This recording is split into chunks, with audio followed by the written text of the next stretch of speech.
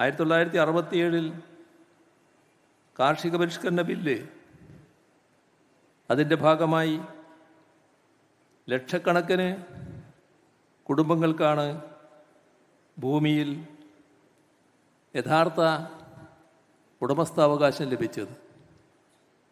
കേരളത്തിൻ്റെ അഭിവൃദ്ധിക്ക് കേരള മോഡൽ എന്ന രീതിയിൽ ലോകം വിശേഷിപ്പിച്ച കാര്യങ്ങൾക്ക് ഇടയാക്കിയത് ഈ തരത്തിലുള്ള ഇടപെടലുകളുടെ ഭാഗമായിരുന്നു. വിവിധ ഘട്ടങ്ങളിൽ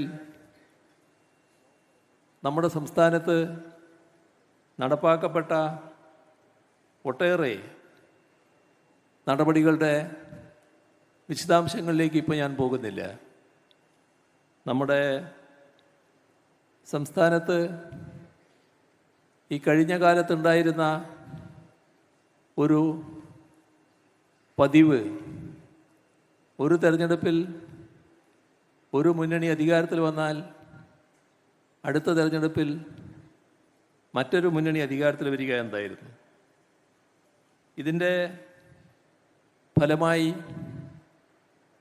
നാം ഒന്ന് ഓർത്തു നോക്കിയാൽ മനസ്സിലാക്കാൻ കഴിയുന്ന കാര്യം, ഓർമ്മയിൽ വരുന്ന കാര്യം, ഒരു ഘട്ടത്തിൽ നല്ല വികസന മുന്നേറ്റമുണ്ടാകുന്നു, അടുത്ത ഘട്ടത്തിൽ വലിയ തകർച്ചയുണ്ടാകുന്നു.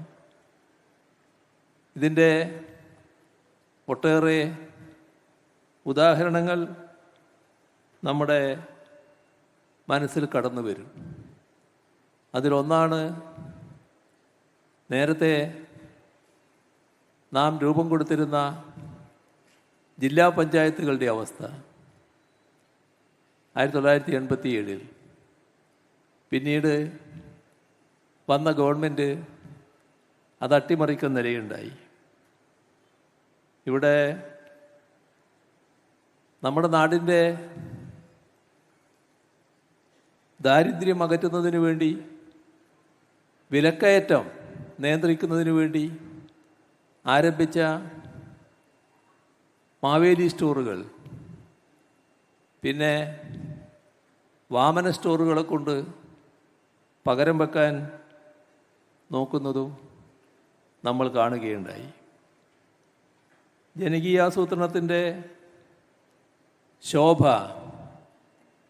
അത് എങ്ങനെയെല്ലാം കെടുത്താൻ പറ്റും എന്ന് പിന്നീട് അധികാരത്തിൽ വന്ന ഗവൺമെൻറ് ശ്രമിക്കുന്നത് നമ്മൾ കണ്ടു.